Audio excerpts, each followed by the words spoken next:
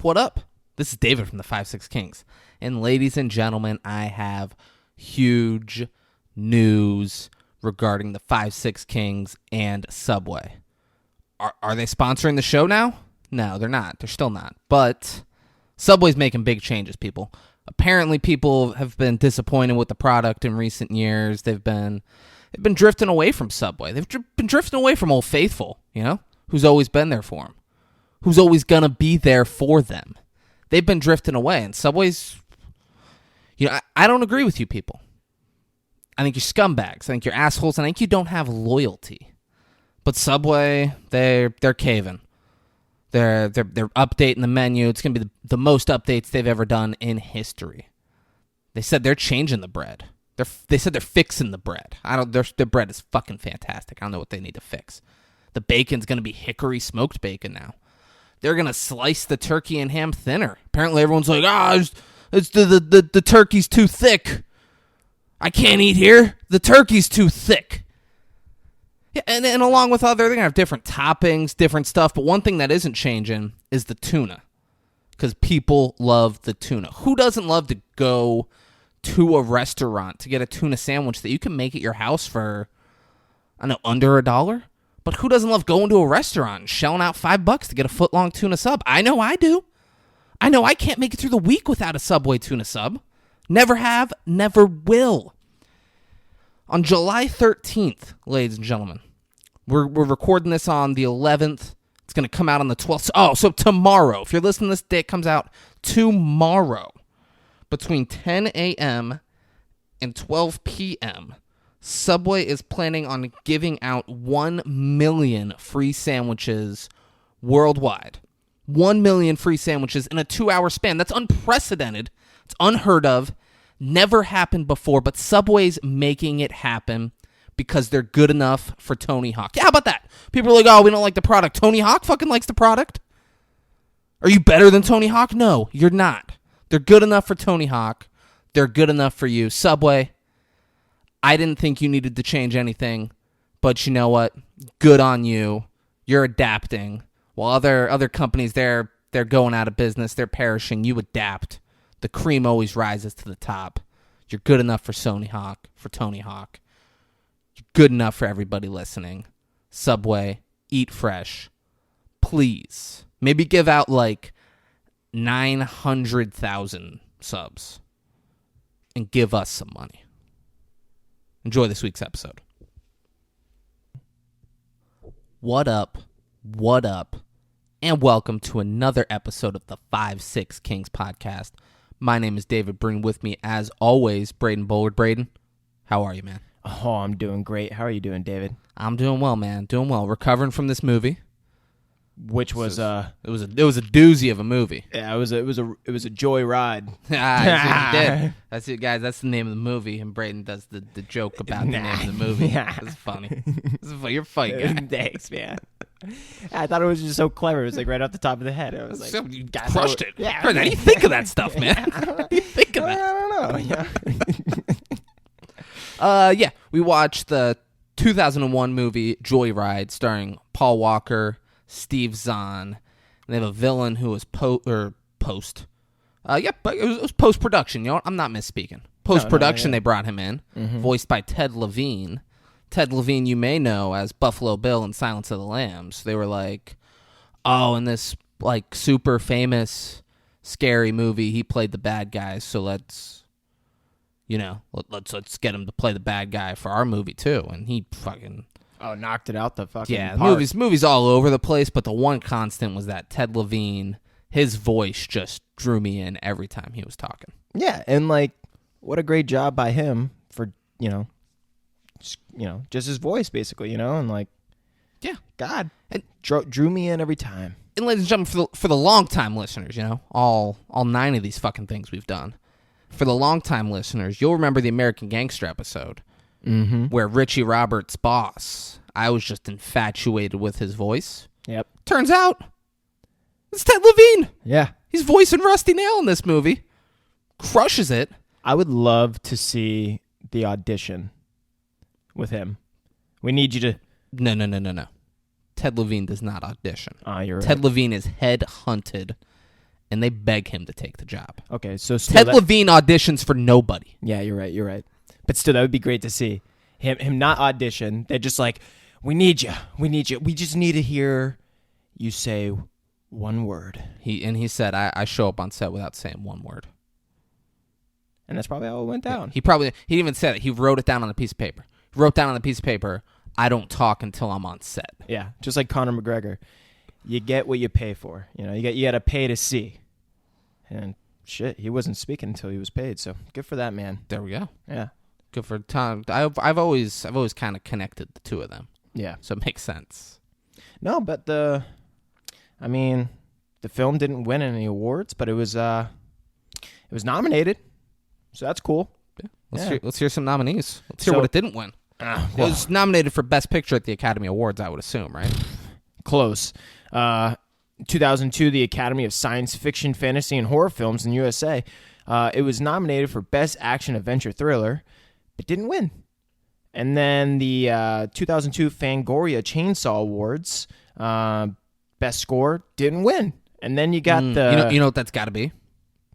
Who? What movie? No, not that. I don't think there were any chainsaws in this movie. That's got to be why they didn't win.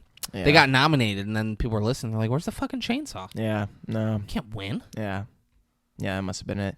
Then, the 2001 Golden Schmoes Award, two nominees, actually. Most Underrated Movie of the Year, didn't win. Which is like... I don't know what's worse, winning that or not, or being nominated and not winning. It's got to be not winning because right? People are like, oh, people don't really give that movie any credit, and then you're nominated, and they're like, you know what, you get exactly as much credit as you deserve.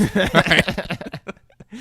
And then it was nominated for Best Horror Movie of the Year, didn't win, but at least it got some nominees. Thank God. Yeah, but the rating's not bad. 6.6 out of 10 on IMDb, 74% on Rotten Tomatoes, 75% Metacritic, and once again with them Google users, 86% like the movie.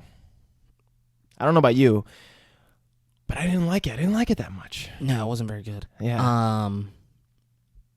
What was my Metacritic? Suspenseful. Metacritic gave it 75. 75.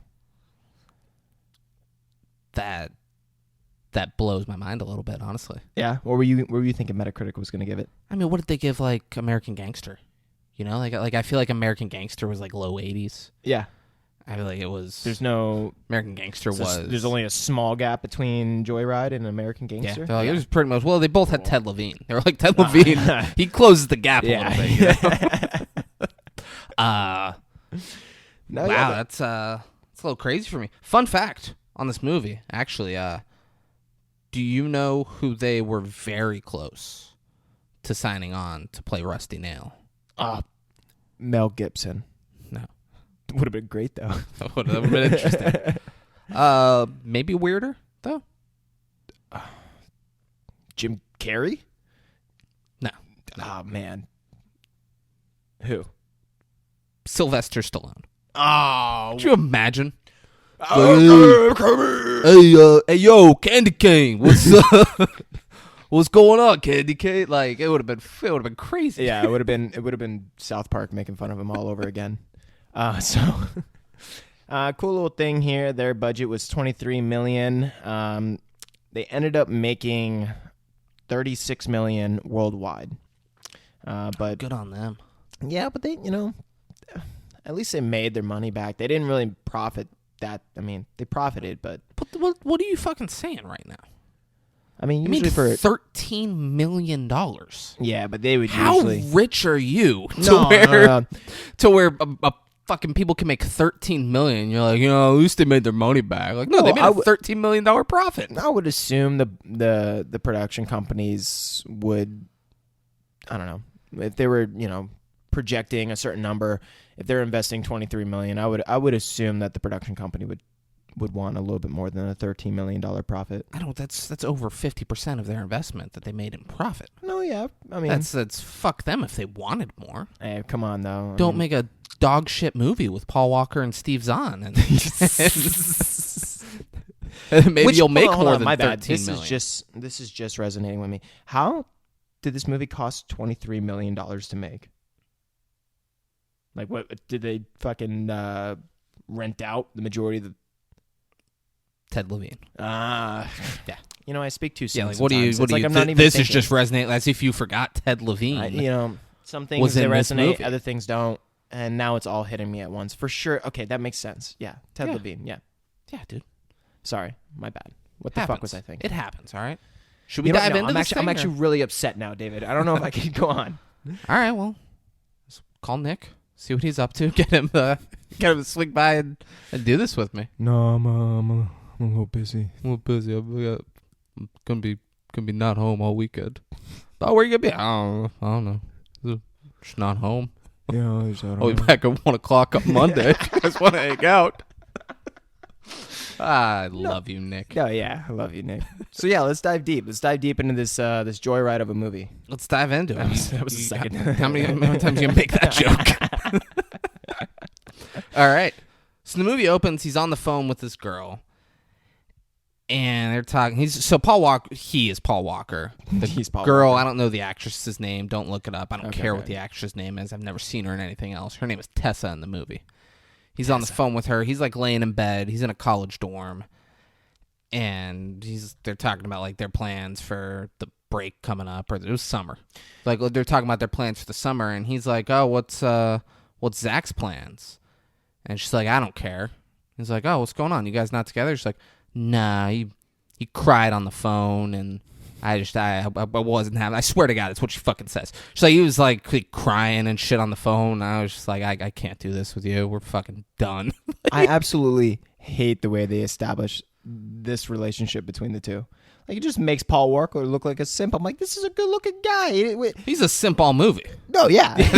There's no point where he breaks out of that. That's like, what I'm saying. Yeah, no. But, okay, so go on. Yeah. I'll add. And then she's like, yeah, he cried, and I fucking dumped him. And then Paul Walker's roommate looks up. He's like, dude, it's fucking 3 a.m. I got a final in 6 hours. Like, what are you doing? He's like, oh, I'm sorry. I'll keep it down. And he throws him headphones. And it's 2001, so they don't look like comfortable headphones. They look like headphones that I'd be like, okay, I'll put these on and go to sleep. They're not noise canceling. There's But no, they're like bulky and Yeah. shit. Like the guy has to sleep on his back with the back of his head touching for it to not be crazy uncomfortable. Yeah. And he just puts the headphones on and then lays back down and goes to sleep. And she's like, yeah, no, they live in Jersey. He goes to school in like Arizona. Where the fuck is he going? He goes to Berkeley. He's at Berkeley in California. Okay, yeah. She's at Boulder, Colorado. Yep. And they're going home. They live in Jersey. She's like, yeah, it's too bad. It's too bad I don't have a car. You don't have a car. I could use like a road trip to just kind of decompress and remove myself from the whole breakup and everything. And he's like, I have a car. Yeah. And she's like, no, you don't. He's like, yeah, no, I got a car. Yeah, he doesn't have a car. Has no car. Immediately starts like looking up cars in the newspaper or something like that, and then He's checking the classifieds in the newspaper. He's like circling shit. He's like, yeah, no, I got a car. Yeah. Want me to come pick you up? She's like, yeah, great. So all right. it's like, this is his big shot. I'm like, oh my god, this is his big shot. This is how we're starting this is his kid's character and his whole persona. I feel bad for him already, Big shot. He's like, I'm gonna go buy a car. So next scene, he's at a car dealership. Yeah. And he's sitting in a car. It's a 1971 Chrysler Newport. Mm. And a guy walks up to him, dealer, like a car salesman, goes, sexy choice, bro. It's a 71 Newport. Just got it in. Doesn't look like a nice car. It looks like a whatever car. Yeah. And he's like, all right, and buys it. And then he's on the road. Yeah. That's what's going on. He's on the road, and they show him at a payphone. He's calling his mom. He's like, hey, change of plans. I know you bought me that plane ticket, but I decided to buy a car, and now I'm going to drive across the country to come home. He's like, and I'm picking Tessa up in Colorado. And Mom's like, oh, okay, that's great. While he's talking to her, it's not like showing him on the phone. It's like showing his road trip during the conversation. At one point, he's just doing classic road trip shit. Yeah. Like he's sitting outside a gas station eating ice cream with a Native American man. Yeah. That doesn't because everybody does that on their road trip. I was just They stop at a gas station, they find a Native American, and they're like, let's eat some ice cream, bro. Let's do it. And they yuck it up on a bench. I do like, though, that they kept having him look at the the map. Because, like, dude, if you're driving across country back in the day, Gotta have a map. can you imagine getting on the wrong fucking road for 100 miles and finding out you're on the wrong fucking road? I couldn't. That would kind of suck. Yeah. Honestly. No, yeah. So, But I actually missed this part. What made him go and... so you can tell mom's kind of like distracted on the phone. okay, He's like, okay. everything all right? She's like, yeah, no, it's fine. Like that's great. You and Tess have a fun trip here. It's your brother. He's in jail again. He's like, oh man. She's like, yeah, it's Salt Lake City. I don't know where he is on the driving thing, but he's like, oh man, that's too bad. Like, can we do anything? She's like, that's not your problem. She's like, go pick up Tess. Have a good trip. And then he starts driving and like aggressively busts a U-turn, like jumps the median to get on the other side, and he's going to get his brother. Immediately gets pulled over. Yeah, by, like, the dickest cop in the I love world. this cop. Oh, I love this cop because he pulls him over and he's like, hey, officer, before you write that ticket, it's honestly like I'm doing a good deed because my brother's in jail. And so, like, I'm like, that U-turn, like, my intentions are in the right place because I want to go get him out of jail. And the cop's like, yeah, that's great. I'm also writing you up for having a broken taillight. Yeah. And he goes, I have one of those? And that's the end of that scene. Yeah. I love that cop. Like, oh, boo-hoo, my brother's in jail, officer, don't write me the thing. Some brothers go to jail, you know? Yeah. Not Yeah. everyone jumps a median on the highway with a broken taillight. Also... come on, Lewis. His character's name's Lewis. Come on, Lewis. First time buying a car. You just bought that fucking car, and you're like, oh, I'm not gonna check to make sure all the lights work. Yeah. Just immediately. I don't know how far he was. I think Utah's close to California. Yeah. You lived over there, right? Just another part of every reason why I hate his fucking character. It's just like another. There's so many things that add up where his character just does like the dumbest shit. You could just tell he's like so inexperienced with everything in life. And that's guys. So like while we were watching it, every time like Lewis kind of did something dumb like this or something, Braden would just kind of shoot me a glance and be like, "Now I know why Paul Walker's dead." He's like, "This all makes sense now. Like, look at him. The dude's a child. He's an idiot. He doesn't know what he's doing. Of course he died." After the sixth time, I was like, "Hey man, you don't have to keep saying it, all right? Like, I get it. I get it. You got a problem with Paul Walker and the character, whatever. He's dead. I get it." I don't have a problem. I love Paul Walker. I got a problem with Vin fucking Diesel.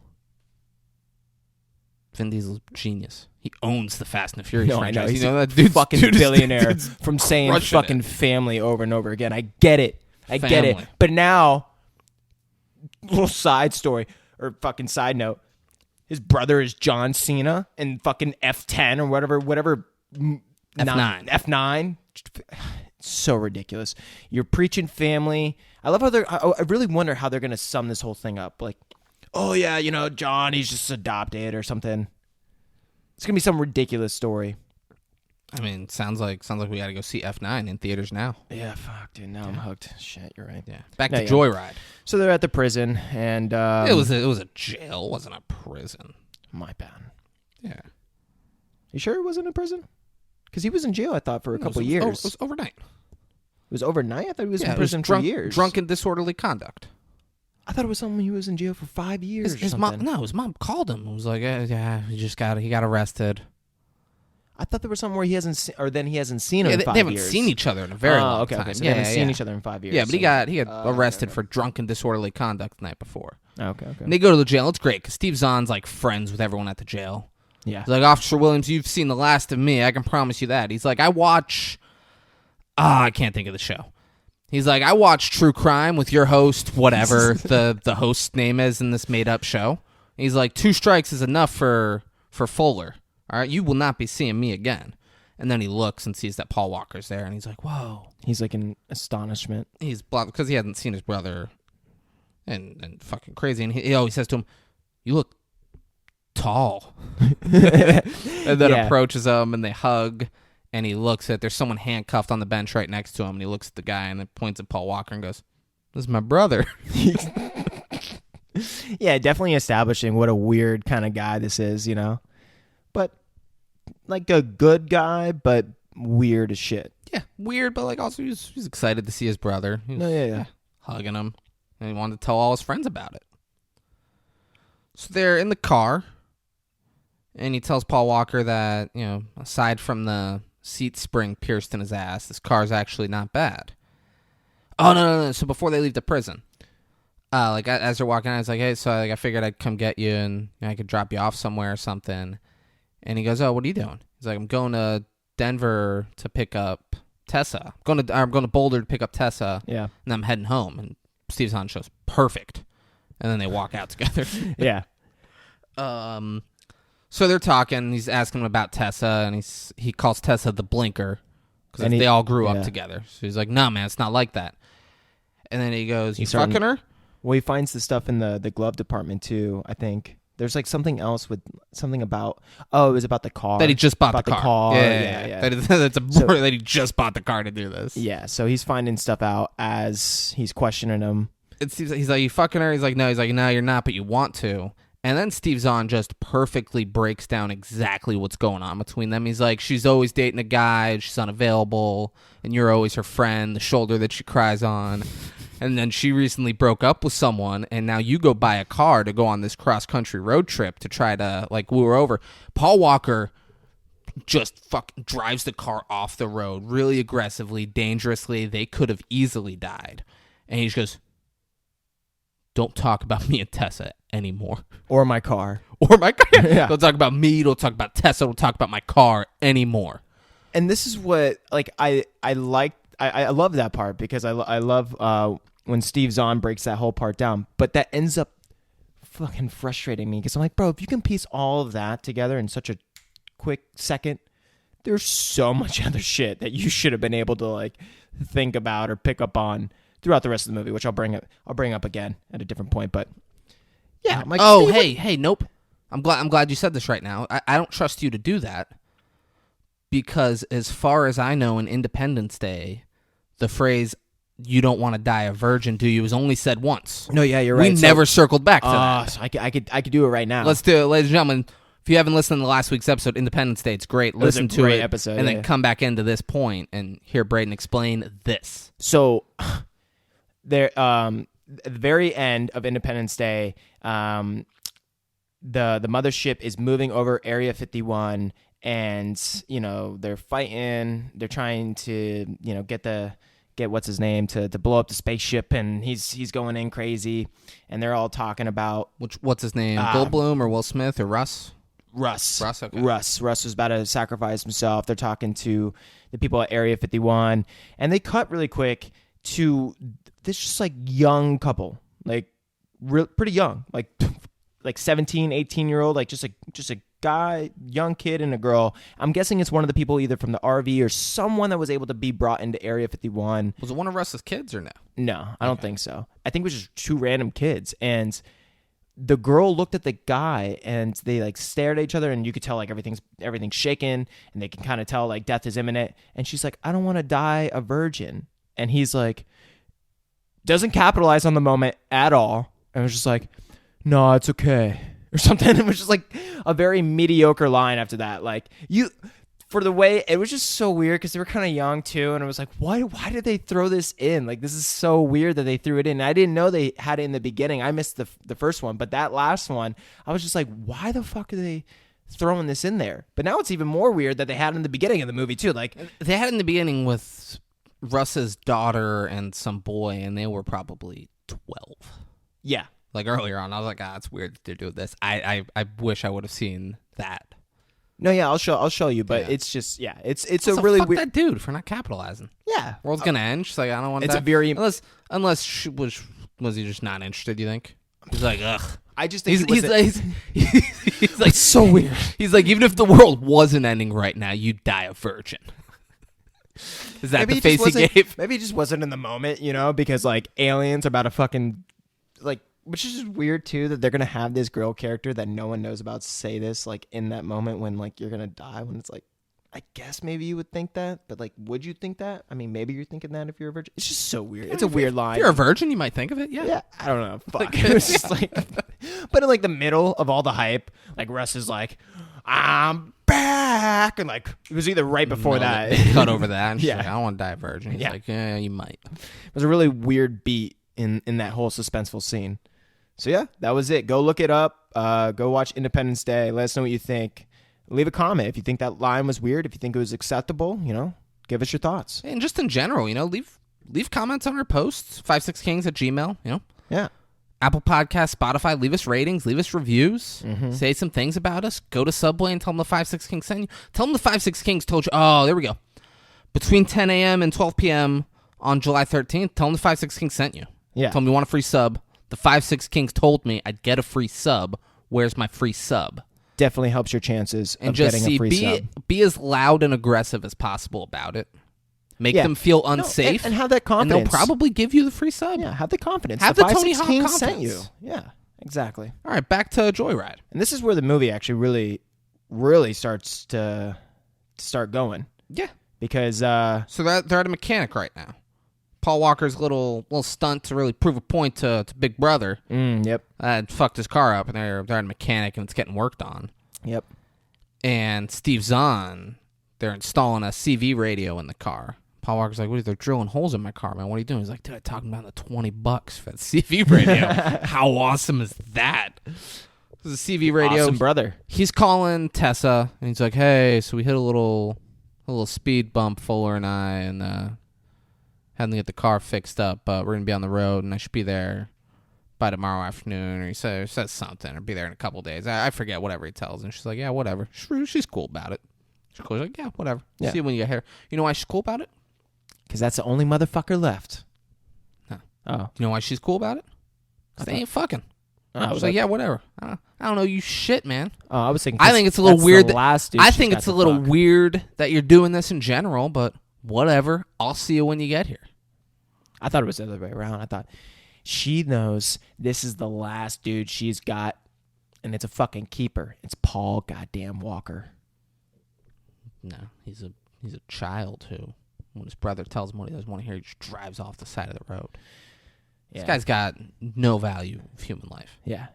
Real issues. He's just too. ready to die. Ugh. So they're on the road. Steve Zahn is... Being quirky. Yeah, he's talking. He's like, hey, everybody, this is Black Sheep here with Mama's Boy, and we're wondering if you see any bears in your rocking chairs. And it's are there cops out there? He's like, Breaker 19, Breaker 19. And someone responds, and they're like, hey, no bears for the next... He says where he is. Like, you're clear on bears for the next 40 miles. Happy traveling. He's like, thank you, sir. Then hangs it up, and then you hear a voice, and it's Ted Levine's voice. Ooh. And he's talking about how there's going to be a storm tonight. And he says, a lot of people don't like the storm, but I like it when it rains. Keeps people inside, washes everything clean. And Paul Walker goes, man, what's this guy's deal? this guy's fucking crazy. What's he talking about?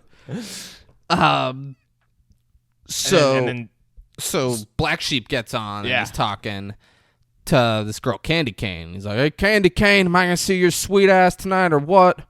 Talking like that. And then he's going to Paul Walker. He's like, hey, do a girl's voice. He's like, do a girl's voice. Pretend to be Candy Cane. He's like, no, I don't want to do it. I don't want to do it. And then Steve Zahn starts punching him. He's like, you used to do it so good when we were young. You used to do it so good. Come on. Come he's on. Punching him. And he's like, all right. And then he does. He's like, hey there, Black Sheep. Yeah, I'm just driving around right now, and I should be there by tonight. I'll see you there. He's like, all right, I can't wait to see your fine ass, Candy Cane. And then gets off, and there's some silence. And then you hear, Candy Cane. Candy Cane. It's Rusty Nail, and Steve Zahn's like, yes! Like, he fucking knew that's what was going to happen. And Paul Walker's... He's like, well, hey there, Rusty Nail. Or no, hey there, what's your name? He goes, Rusty Nail. Rusty Nail. Well, hey there, Rusty Nail. And like they're talking back and forth, and he's like, you know what I like to do when I'm talking to someone? I like to picture they're sitting right beside me. And Rusty Nail goes, I don't think I'd be what you'd expect. Which is and she's super like, well, weird line. But you're maybe saying I'm ugly. Like you sound like a hot woman. I'm a not good looking truck driver. That's what he's saying. He's like, I don't think you'd be impressed with what you saw if you saw me. And she's like, well, you're a man, aren't you? With a soul and a heart. Well, that's all I'd expect. She's He goes, what would you do if I was sitting right next to you and I started to unbutton my blouse? And he goes, that'd be nice. like he's not sure how to do this. He goes, well, then I'm just going to take that blouse right off, and then what? He goes, I'd take off your bra. And then, like, the signal starts going out, and Steve Zahn's pissed. He's like, come on! He's like slapping the fucking thing. He's like, we gotta get the signal. Drive faster. He's like losing his shit. So they lose signal, and to them, they're like, all right, well, that was fun. That's it. They're laughing about it. They keep driving. Pull up at a motel. It's raining. Yep. There's that storm Rusty Nail was talking about. Yep. It's washing everything clean. It's raining. Steve Zahn's driving at this point, and he parks in a handicap spot. And Paul Walker goes, what are you doing, man? There's a handicap spot. And he goes, yeah, there's spots all over the place. He's like, yeah, exactly. Like, why do you need to pick the handicap spot? And he goes, I'm going to gimp it. And then he gets out and he, like, limps and bumps into another car and acts like which Braden was great. No, yeah. At this point. I'm not even kidding, because we've barely, like, I don't think we've seen his entire body. At the prison we saw it first, or at the prison. Fuck you for saying prison earlier. At jail we saw his body. Did for we like even, that 10-second scene. Yeah, they probably did show his feet. But, like, I felt like I didn't really fully see him walk. So, like, at first I was like, is this really how he... Which would have been great if that's just part like of the deal. Yeah, that's just like, his character. He's handicapped. Gary Oldman's a little person. Steve Zahn walks with a limp. Yeah. It's the way life goes. Role of a lifetime. Yeah. And he goes inside the hotel to get a room, and there's just, like, this fucking asshole.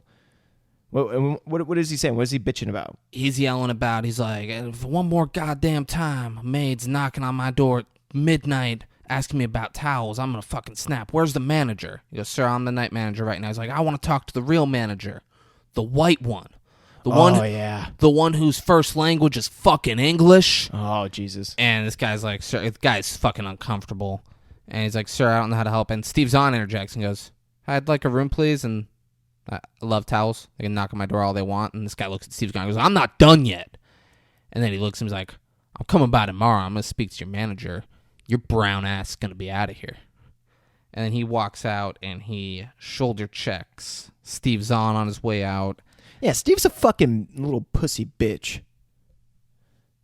The guy was a lot bigger. Braden's the tough guy who's going to fight everybody. I'm just kidding. More than one time in this movie. So the bad guy...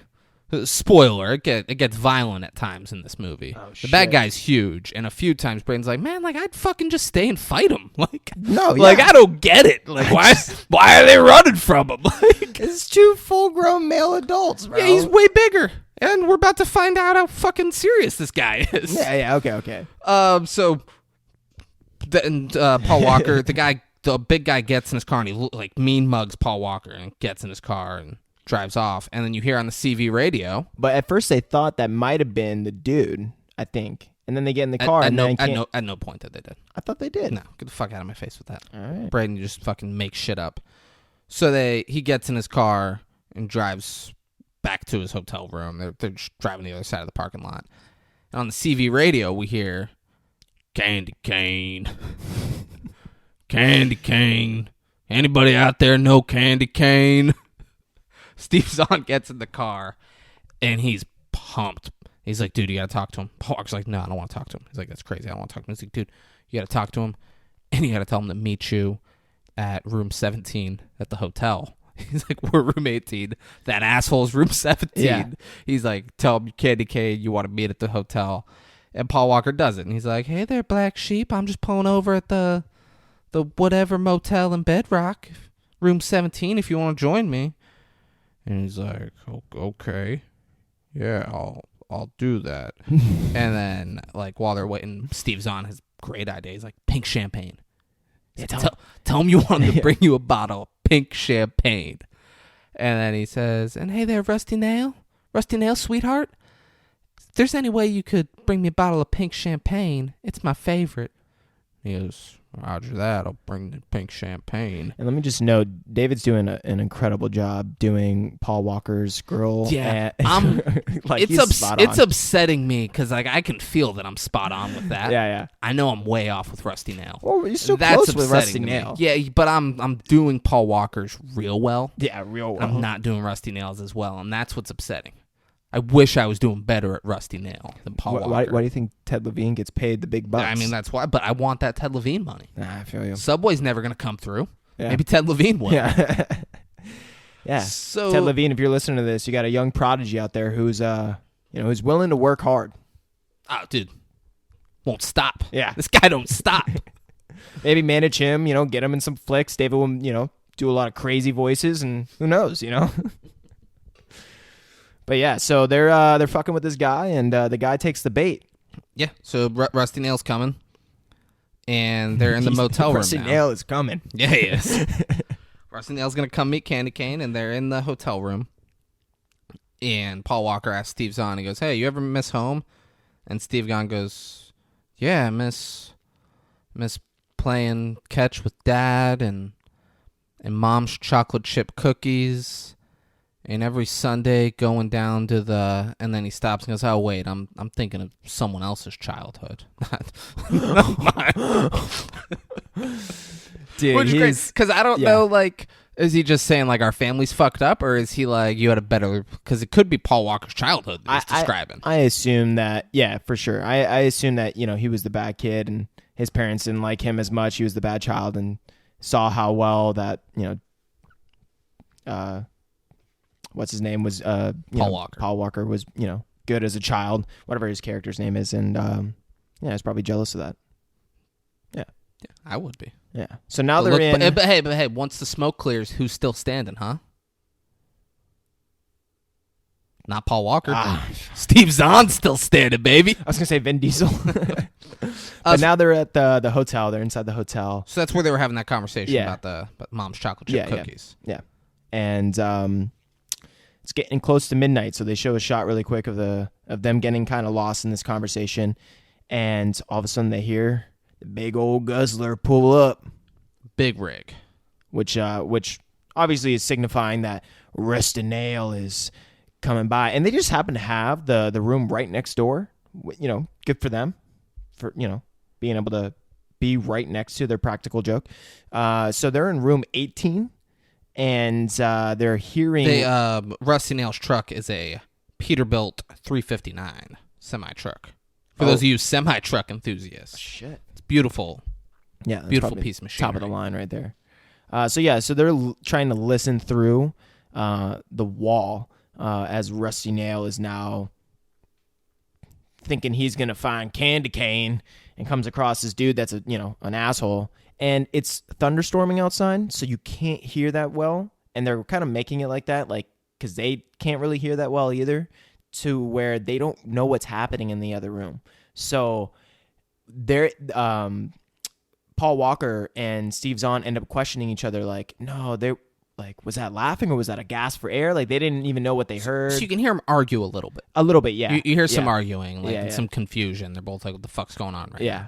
And it was like thundering and raining so hard, though, that they couldn't hear clear enough. So they're just, confused as to what happened.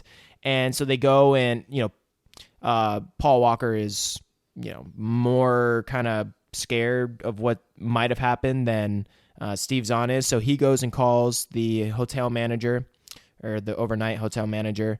And the hotel manager's like, just immediately doesn't check, just calls the other room. Like, you'd think if someone called you and said, we think there might be murder or someone might have gotten hurt in the other room, you think you would actually go and check it out instead of just like calling the other room and being like, hey, is everything good over there? Yeah, Britton, so you said this when we were watching it, and I'm going to say it to you now. This guy's working, it's midnight, it's raining, he's working the fucking front desk at a motel in Wyoming. There is no scenario where I'm going and walking to room 17 to see what's going on in there. Yeah? Yeah, walking to room 17 where that guy was yelling at me and telling me my brown ass is going to be fired. There's no way I'm like, well, I better go make sure everything's okay there. I'm like, whatever. I'd be like, I fucking hate this job. No, and let's just wait until my shift's over and go home. It's a good point, but that's how that's been handled. But it's still funny though, because they called and apparently someone answered. Nobody answered. Oh, well, you couldn't hear. Nobody answered. No, someone answered, I thought, because it stopped ringing and then immediately that room rang. I don't think anybody answered. I thought someone answered really quick and was like, everything's fine. But they don't show that. It shows that it prematurely stops ringing, and then all of a sudden it calls the other room back, and the hotel manager is like, no, yeah, everything's fine. And then we see a semi truck driving away. yeah, and then you hear that a yep. Peterbilt 359. Yeah. Oh, yeah. Mm-hmm. So and that's where it ends. Paul Walker's like, all right, they just said everything's fine. Everything's got to be good, It's right? gotta be good, yeah. So they go to bed. Next morning, Paul Walker's getting out of the shower. You can hear Steve Zahn out front talking to someone. He's talking to the police. Yeah. And he's like, oh, yeah. And they're like, oh, we heard you. You heard something next door? He's like, yeah, it was like a... And like he's making weird noises trying to explain what he heard. Yeah, something like that. And then Paul Walker walks out and he's like, what's going on? There was an altercation last night. Yeah, and there was an altercation last night that I heard you called the front desk. Like, yeah, we called them. They said everything was fine. I was like, yeah, well, we heard also we also heard that one of you had an altercation with the victim. And Steve Zahn's like, what, the victim's like the big guy? He's like, yeah, I met him. It's like, what happened to him? And the cop said it wasn't comely. Yeah, and they said what you should say when you ask what happened, and someone said it wasn't comely. They said, or Steve Zahn goes, yeah, I don't know what that means. yeah. Like exactly like that. He's like, yeah, I don't know what that means. And then he's like, this guy's like a weird kind of Western Southern guy. He's like chewing on a toothpick, and he's like, yeah, it wasn't comely. Yeah. I'll tell you that much. And he kind of thinks it's like they had something to do with it, so he's kind of being really stern to them. Yeah. Yeah, and Paul Walker's, So he's feeling really guilty. He was found face down on the highway median this morning, and then Paul Walker goes, is he dead? The cop goes, coma, and then keeps talking, and then like he can just look at them and tell like they're like, oh shit.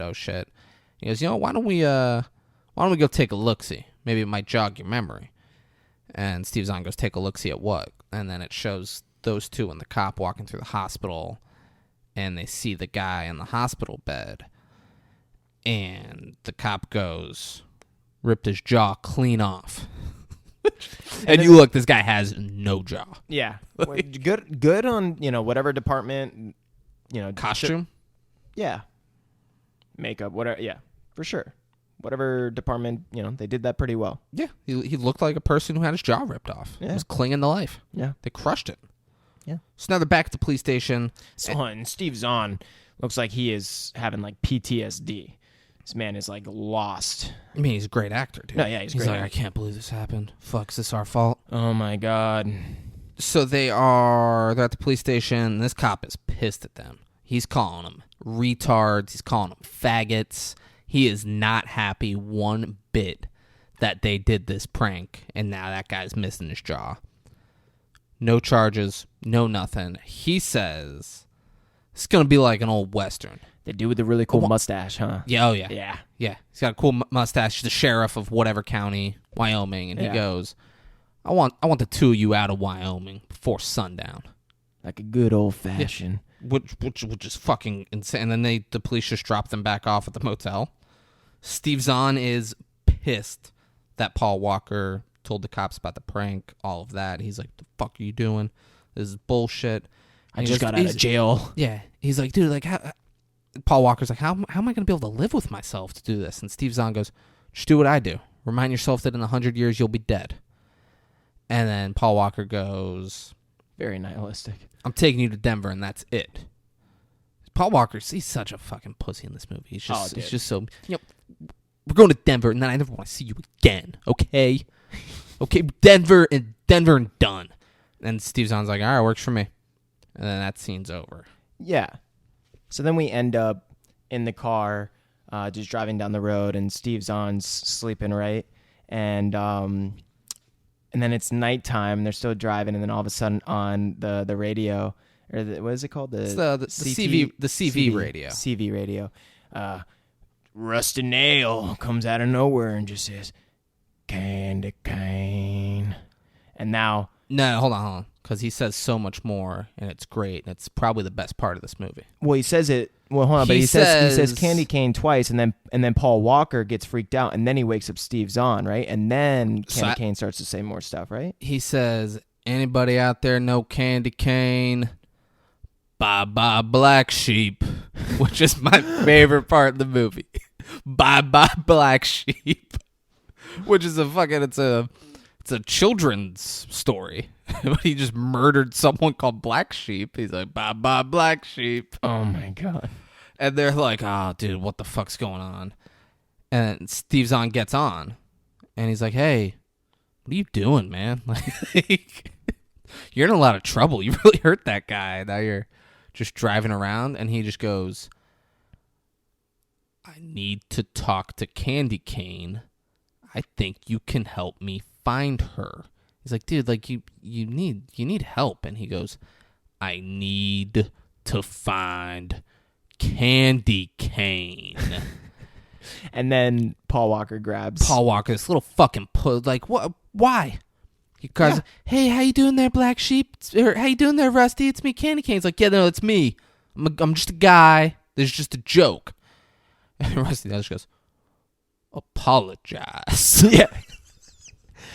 Which is like nothing else, just apologize. So then I'm thinking, like, hold on. Did Rusty Nail know? Like, obviously he got set up the night before.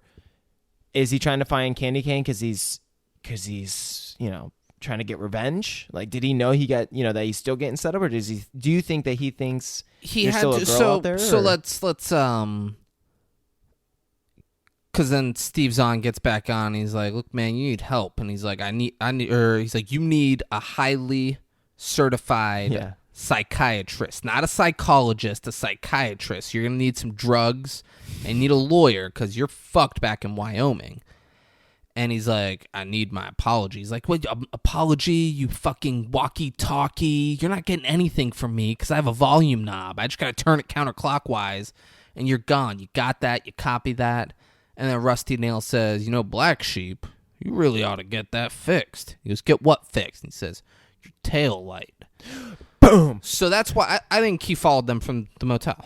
Yeah. He's just behind them. And like, there's no way he put together, like, you know what it looks like? They're in this car talking to me. Like he followed them from the motel and did this. But this is, yeah, and I 100%. But this is, I get already like, bro, if you guys just went through one of the most wild, traumatic, crazy things that you've had to deal with in your life, seeing this dude that you guys set up to this prank basically get murdered, you think you'd be a little bit more suspicious.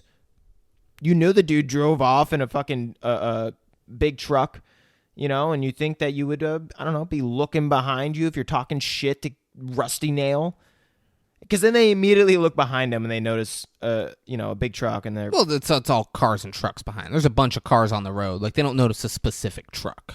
No, right behind them. It was it was. It's a ginormous truck, bro. So there's probably a truck behind them. They don't know for sure that that's Rusty Nail. No, they know he's somewhere behind them. Yeah, but you would but also have to like, assume if but he's like saying you that get too. told to leave Wyoming. You do that prank and he beats the shit out of the guy. You don't assume like he knows the guys in room 18 did that to him, and you assume that guy doesn't know you exist, and you just go about your life. So there's only like a couple cars. There's absolutely no chance I pick up the CV radio and talk to him. No, when he's there is no goddamn way I'm picking it up and talking. I'm like, I'm fucking ignoring I'm immediately going to the police station. That's what I would do. I would immediately go to the police station and be like, dude, this is your dude right here. He's walking in right now. Like, I wouldn't ever answer the dude. I would keep wanting him to be like, Candy Cane. Yeah. And get the cops. Paul Walker's now working for the cops, and he's like doing the Candy Cane voice, and he's like, let's meet somewhere, and the cops arrest him. Yeah. Yeah. That's how that... How it should. Or, so like, you would have gone to the cops. I would have been like, you know what, I'm in Wyoming. I'm just going to let this one go. And I'm going to go back. I live in Jersey. Yeah. I'm going to go pick up Tessa from University of Colorado at Boulder, and I'm going home. Yeah. I'm not dealing with Rusty Nail and Candy Cane and Black Sheep or any of this shit. I'm moving on. Yeah. So they're like, oh shit, and they're like, all right, well, we just got to keep driving. And they look and get this. Gas tank's on empty, and they're like, "Oh shit!" And then Steve Zahn's like, "Don't worry, don't worry, don't worry. I saw a sign for Laramie, but we'll be able to get off there and we'll get gas." And then they look up and they're like, "Oh shit!" And it's Laramie, 78 miles away. Like, just the most ridiculous, like, all of this happening at one time. And they're like, "Oh no!" And then they're looking at the map and like, "We need to find a gas station. We need to find. Oh, looks like there's an exit here." And he's like, "Well, how far is it?" He's like, "I don't know. It's from my cuticle to my knuckle." And then they just look up, and there's an exit immediately to their right. And he's like, take this. And they get off and A fucking big semi-truck honks at them. Maybe it was Rusty Nail. Maybe it wasn't. But Yeah. big truck honks at them. They get off. They go to this super creepy gas station. Well, I mean, where- it's middle of nowhere in Wyoming. No, yeah, for sure. It's not going to be like an awesome, cool gas. It had live bait, which I don't know. Like, I guess like shiners or something, but like there's no ocean there. Like how much of a need is there for live bait in Wyoming where people are going to the gas station and buying it? I don't know. Maybe there's like a bunch Kinda- of lakes or something like that. Yeah, I guess. And, Yeah. then you use live bait fishing on lakes, but I don't know. It's interesting. I don't think that gas station exists now that we're talking this through. I think it's a fake gas station. Yeah. So they pull up to a gas pump. Paul Walker said something interesting. He goes, "All right, I'll pay you pump, or do you want to pay? I don't care." And Steve Zahn's like, "No, I'll pump." As if Steve Zahn's like, "No, let me pay, please, let me pay. I want to pay for the gas, please. I'll pay for the gas. You picked me up at jail. You've been so nice. Let me pay for the gas." Like, no.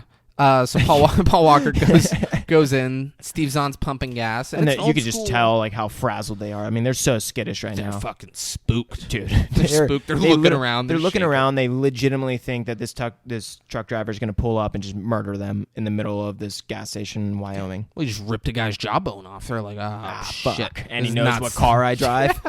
Fuck this, dude. So Paul they're Walker's pumping in and- there. There's no one at the register. It's an old school, like Steve Zahn's pumping gas, and like you pump before you pay, type scenario, which would never work today.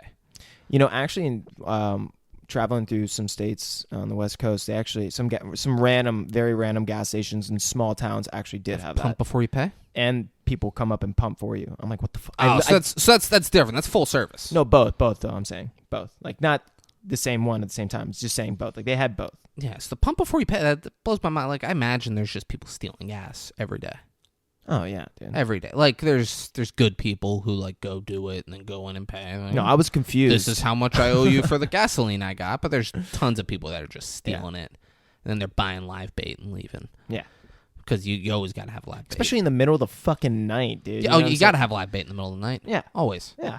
But So Paul also allowing Walker's to pump gas in the middle of the night, it's like people are definitely going to steal. Paul Walker is trying to call the sheriff back in whatever county. Yep.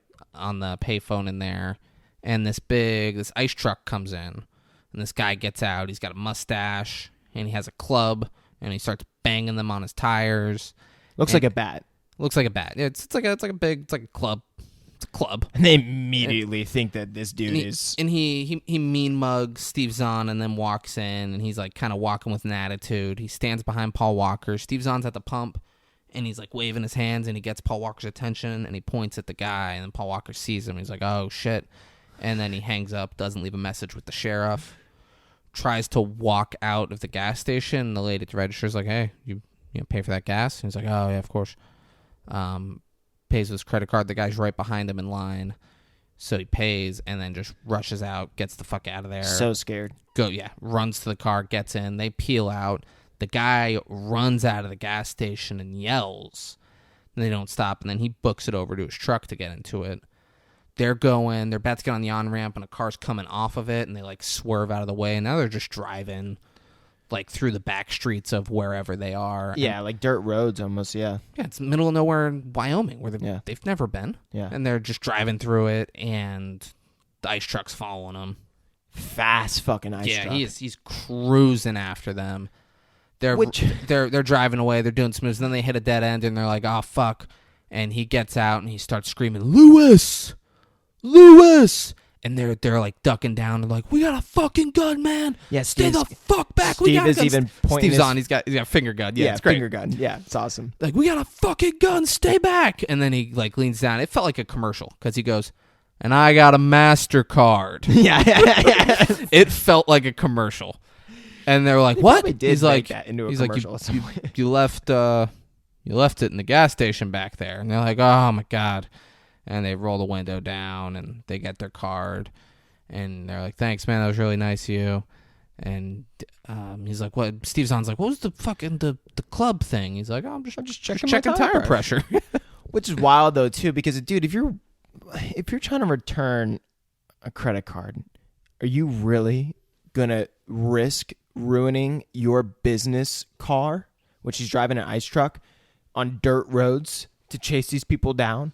You know what I'm saying? And then when you're getting threatened by someone who, doesn't have a gun, but is saying he has a gun, you're still going to go just walk up and knock on the window just to get the credit. I'd just fucking throw the card and be like, dude, it's your fucking card. Get bye, shit.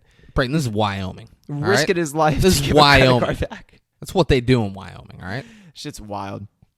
So yeah, so then you think, oh, shit's all good. Everything's all cool. Oh, yeah. This is the point where, Paul Walker fucks the girl or something, You think everything's all good, and then dude gets back in his ice truck.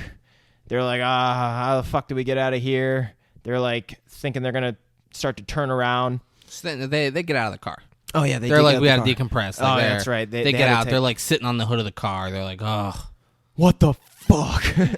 And then was it the lights or was it the sound? I think it was the sound first, It was right? the sound, yeah. So Steve Zahn goes, what's that sound? Yeah.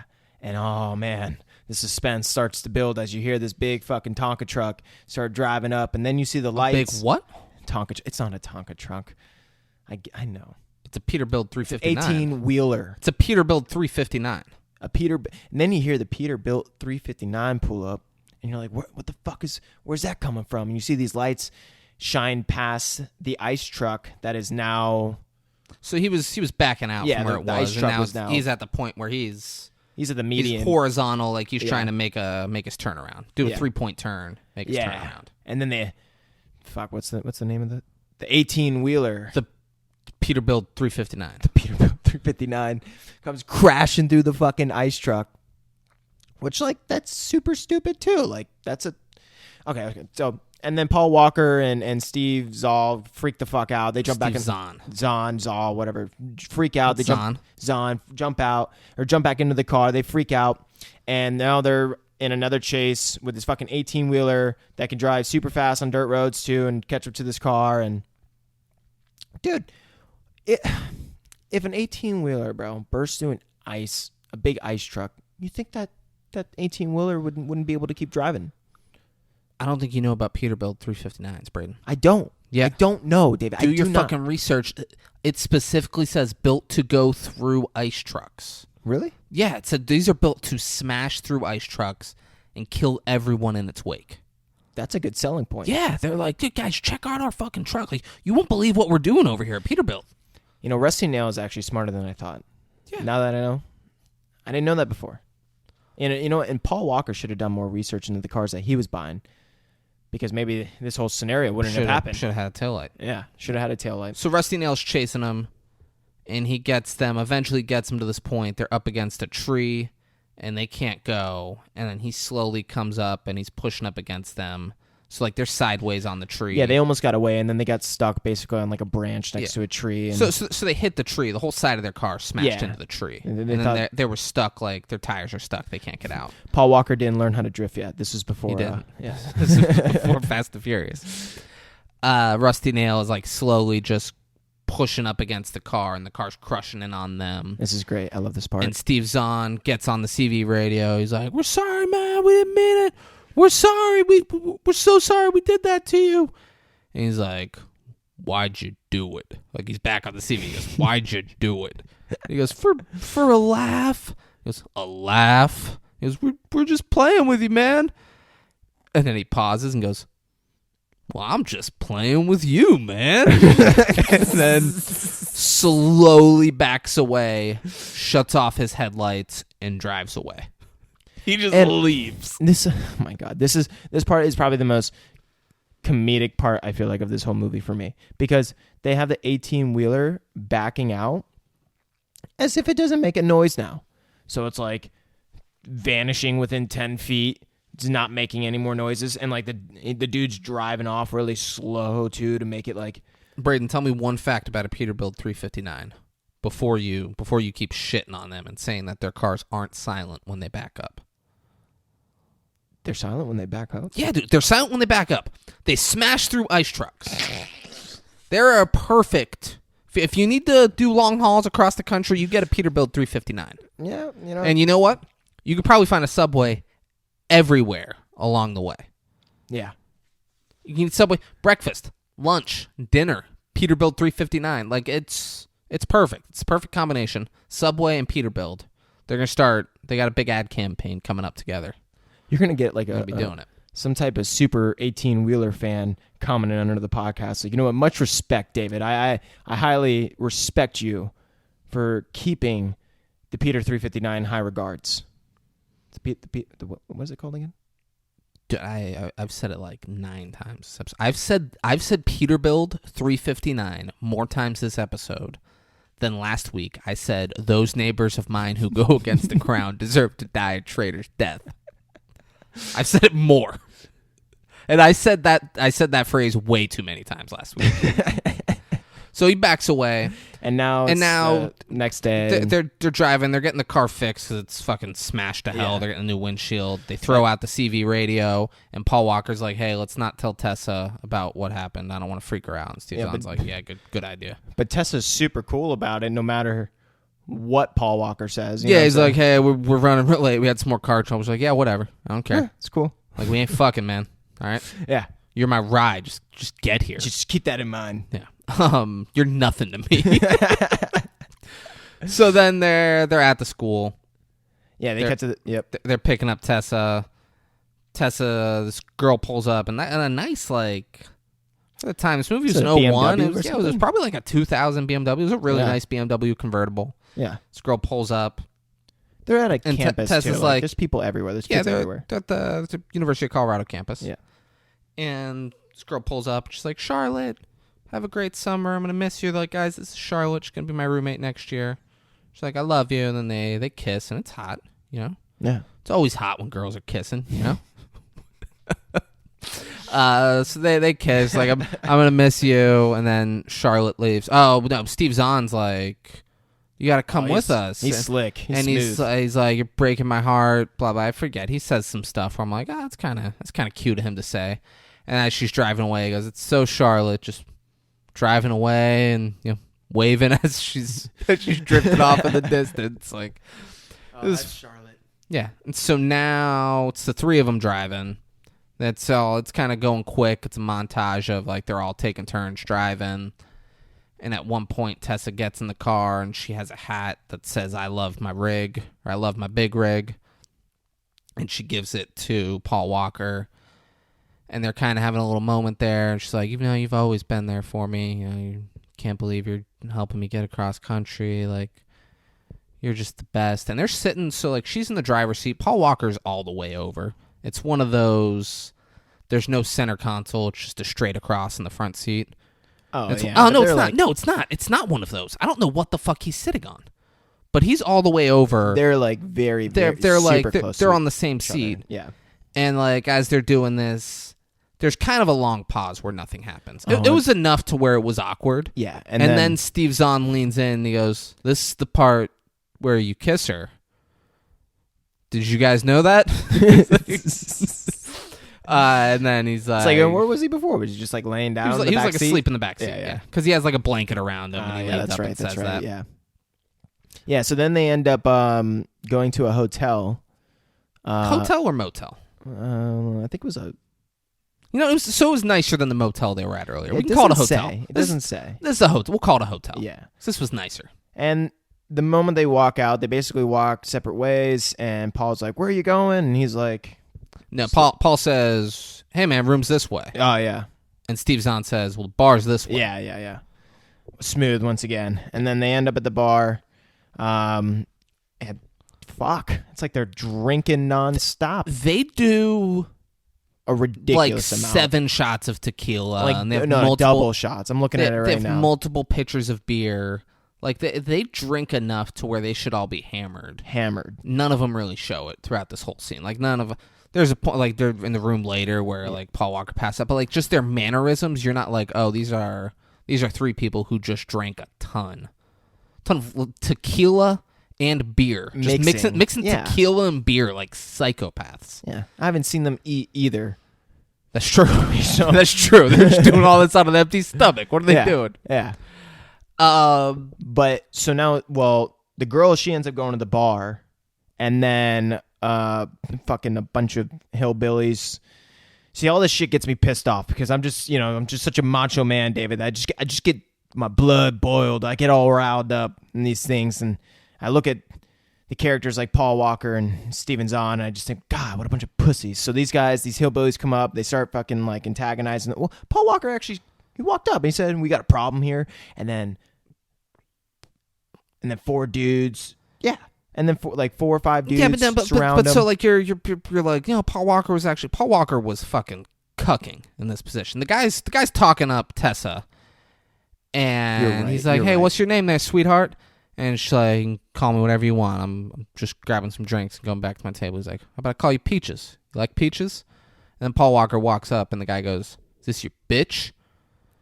And Paul Walker goes, excuse me? He goes, is this your bitch? Because if it is, better tell her to stop running her mouth. And like, there's like 4 dudes that are surrounding Paul Walker. And Steve Zahn from across the bar goes, bitch, you mouthing off again? And walks over and like gets like, what did I tell you about mouthing off in public? And then looks at the guy and goes, sorry about that, man. And like pats him on the shoulder, goes, I owe you one. Yeah. And then he like drags Tessa out of the bar. And Paul Walker just kind of casually is like, all right, see you guys later. Like kind of slunks away and gets out of there. Yeah, you would think all great thinking on his feet, Steven. They were gotten the shit beaten out of them.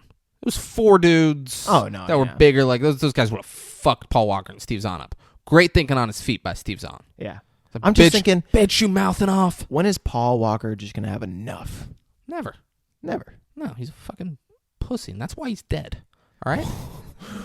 Whoa, bro. So too soon. Paul dude. Walker, I don't believe in too soon, man. That's also not too soon. It was like 10 years ago. Come on, bro. F9 is about to come out. That was like 10 years, and he's not in it. So now Steve Zahn and Tessa are like at the hotel door, and there's kind of a little like Steve Zahn's flirting with her thing, and then Paul Walker walks up. He's like, hey, guys. That was crazy, huh? And she's like, all right, well, I'm gonna be in my presidential suite. And then Paul Walker's like, yeah, no, we'll just be in our room. Yeah, Like just immediately, he's like, yeah, no, we'll be in our room. And then Paul Walker and Steve Zahn go down to their room. Steve Zahn goes, he checks both the beds to see which one he wants. He's like, I want this one, I'm going to take this one. Paul Walker immediately passes out on the bed. Lays on the bed. Steve Zahn is putting on porn. Oh. He's like, they got adult videos. Let's do this up. And that's right. And he's buying porn on now he's getting the like TV. super fucking horny. And Paul Walker's passed out on the bed, and he goes, and Steve Zahn goes, so you and Tessa are just, friends, right? Like, because you said that you guys were... if you were more than that, like now would kind of be the time to tell me, and I won't do anything. Yeah, because you said earlier that you guys are just friends, right? And then Paul Walker, he's passed out, so he doesn't say anything. He goes, so yeah, all right, that's what I figured. Yeah. And then Steve Zahn's up at the room, and he's like, I'm a licensed bartender. I'd show you my license, but my hands are full. He has a bunch of drinks with him. And then she's like, where's your better half? And he's like, he's passed out on the bed. Let's have a drink. And he's in there. He's making them drinks. He's flirting with her. They're drinking. She call back the tiptoe. She goes, that's smooth. Oh, yeah. Whenever anyone's drinking in a motel in a movie we watch, it's smooth. Yeah, apparently. That's smooth. That's really good. It's Paul Walker's room. The phone rings. Which is the loudest fucking phone I've ever heard. Yeah, if I was ever in a hotel and the phone rang like that, I'd be just unplugging the phone. Like, yeah. Who's going to call me? Yeah. Who's going to call me at this fucking motel that I need to talk to him? But he answers it, and he hears, I thought you said there was no girl. And he wakes up. He's like, what? He's like, I thought you said there was no girl. And he goes, there is no girl. And he's looking around for his brother.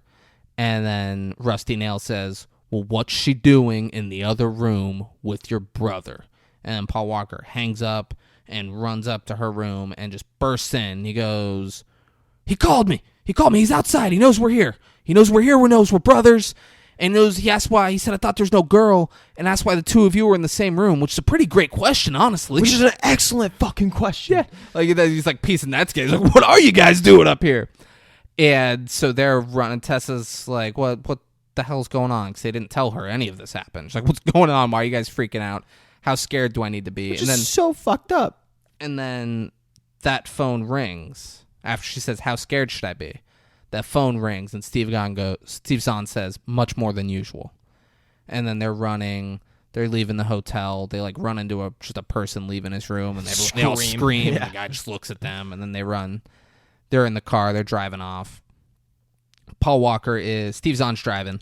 Paul Walker is explaining everything that happened to Tessa in the car, and Steve Zahn's looking at the road signs, and they go past the sign. First one says "look," next one says "in the," third one says "trunk," and after "trunk," he stops and pulls over the side of the road. And Paul Walker goes, "What are you doing?" And he goes, "He wants us to look in the trunk. All the signs back there are spray painted, and they say look in the trunk." He's like, "How do you know that's for us?" Which, what are the odds it's not for you, Paul Walker? Yeah. But he points forward and shows them the next sign. It says Lewis. So they go in the trunk. It's a CV radio. Rusty Nails is done talking to them. So they put it in, and Rusty Nails talking to them. And then they hear a girl crying in the background. And Tessa goes, "Oh, my God, that's Charlotte."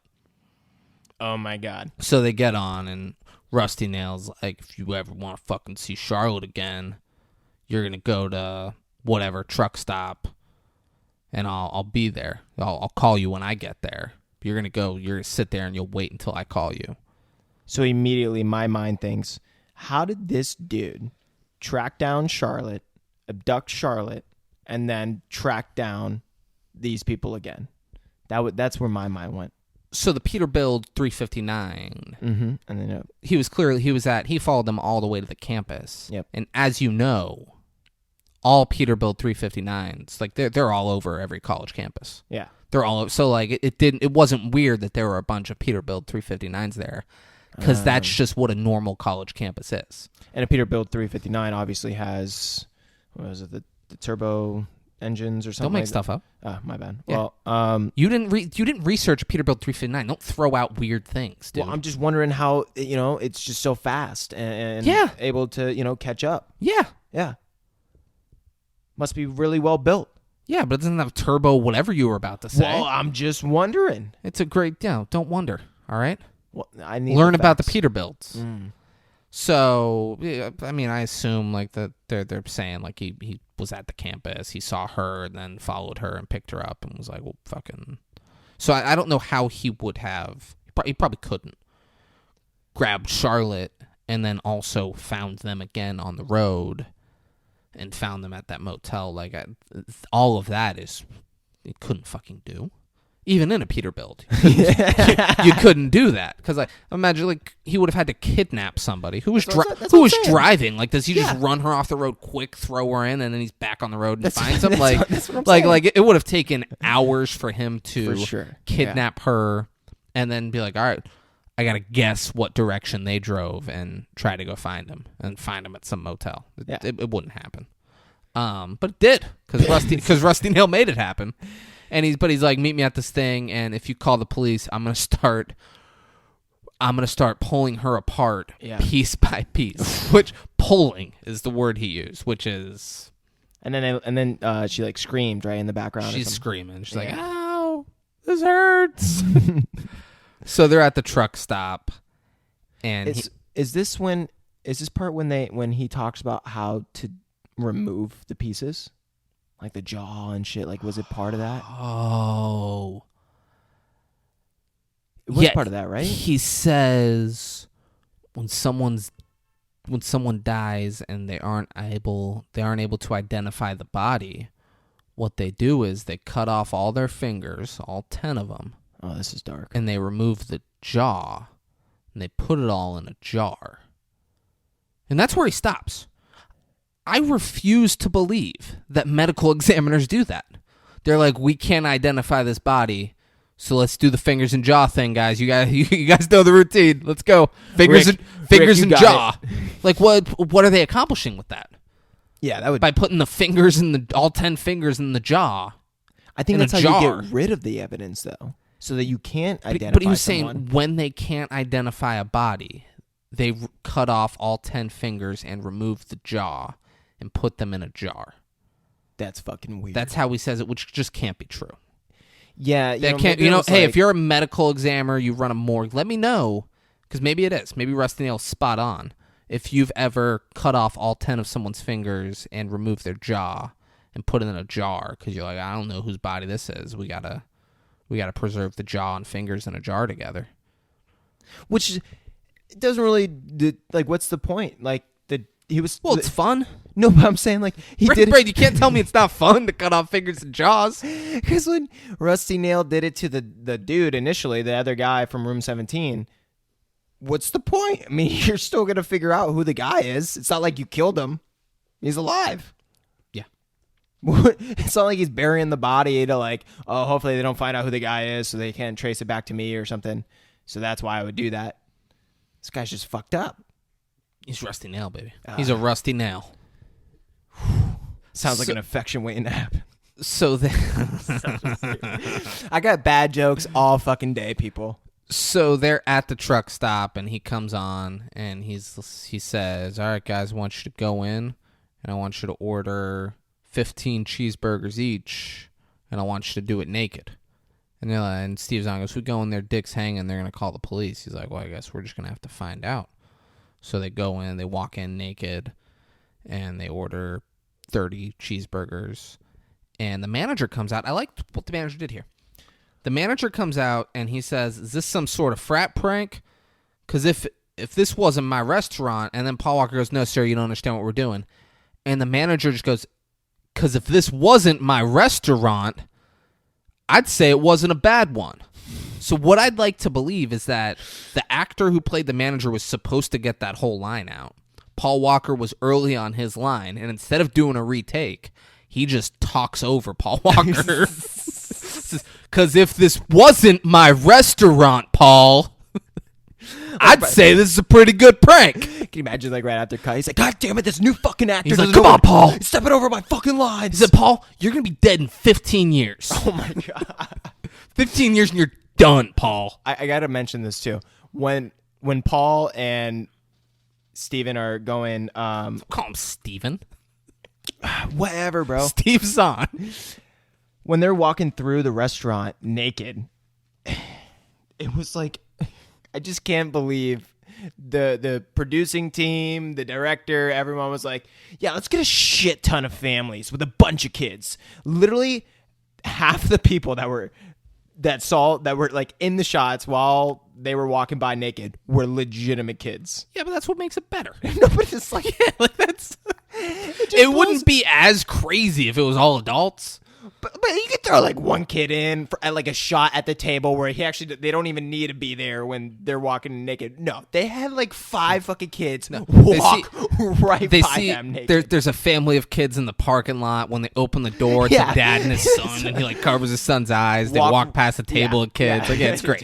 It's wild. It's a lot. Yeah, and then I actually love this part too because I was thinking how many funny hypotheticals you could have had when Rusty Nail walkies in through the radio to the girl, and he's like explaining to her why they need to be doing this because of the blunt of the joke. And I was just like waiting for her to like, obviously I thought she was going to do what she did, what she said, but I was just like hoping that she would just like play this different part. Like, what's wrong? What's wrong, Rusty Nail? I can take care of you, baby. She's like, hey there, Rusty Nail. Yeah, I can be your candy cane. Yeah. And then like no, I'm really a girl. Like that would have been great. I was just thinking all the different things. She's like, why don't you just go ahead and kill that Charlotte bitch, and I'll ride with you. Yeah, that's what. Yeah. Yeah, fuck these 2 twerps anyway. I don't even like them. A bunch of simps. Why don't you?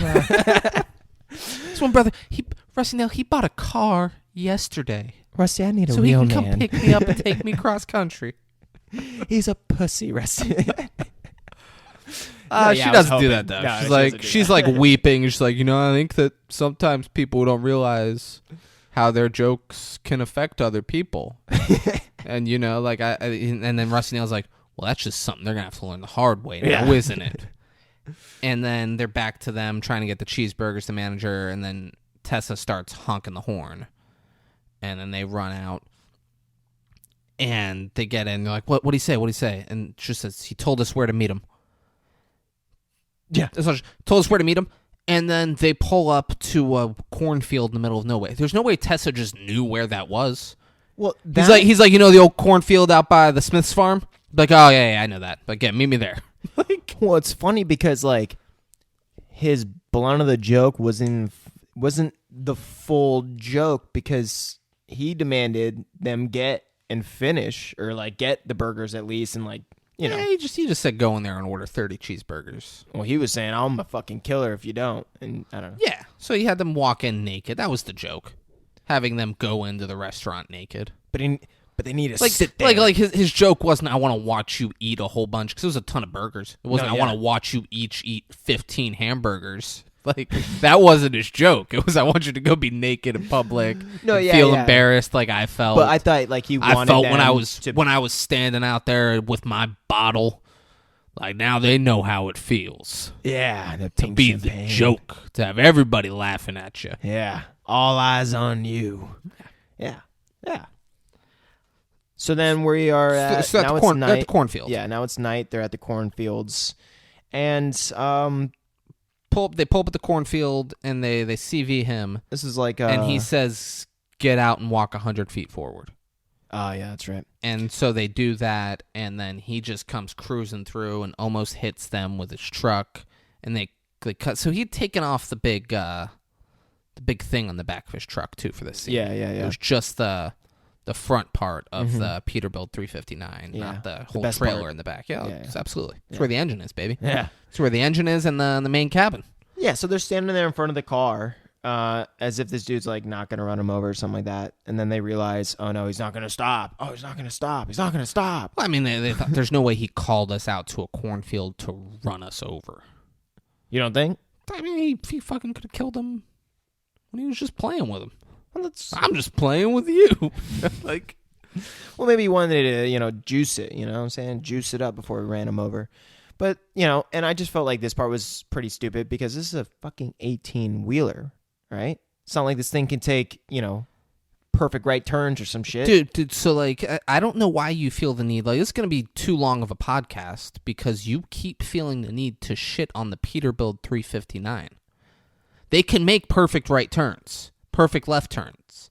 It is a perfect piece of machinery. If you say one more bad thing about the Peterbilt 359, I'm going to beat the fuck out of you on air. All right, my bad, bro. Yeah, Damn. it's the Peterbilt 359.